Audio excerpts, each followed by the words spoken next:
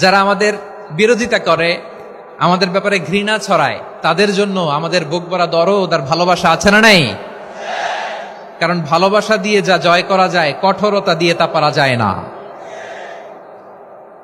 তো যারা বিরোধিতার জন্য আমাদের আলোচনা শুনেন তাদেরকে ওয়েলকাম। যারা আমাদের আলোচনা আউট অফ কনটেক্সট নিয়ে এক জায়গার মাথা আর এক জায়গার লেজ জুড়ে দেন, তাদেরকে ওয়েলকাম। গত সপ্তাহে আপনারা জানেন খুলনা বিভাগের প্রোগ্রাম আমি দিয়েছিলাম যশোরে, আদ্দিন ফাউন্ডেশনের উদ্যোগে। তো যশোরের প্রোগ্রামের এক ভিডিওর পেছনে আমাদের কিছু দিনী ভাইরা 6 বছর আগের এক অডিও ব্যাকগ্রাউন্ডে জুড়ে দিয়ে বিভ্রান্তি ছড়ানোর জন্য সোশ্যাল মিডিয়াতে ছড়িয়ে দিয়েছে।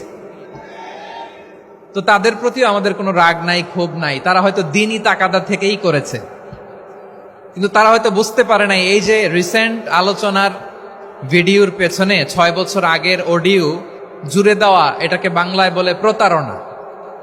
কি বলে? প্রতারণা, ধোঁকাবাজি।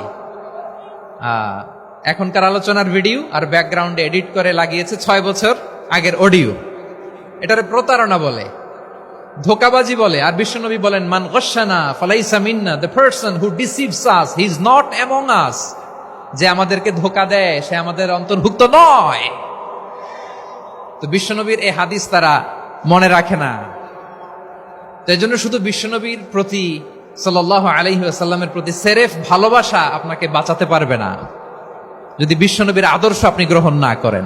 তার জলজান্ত প্রমাণ, আবু তালেব বিশ্বনবীকে অনেক ভালোবেসেছেন আলাইহিস সালাতু ওয়াস সালাম।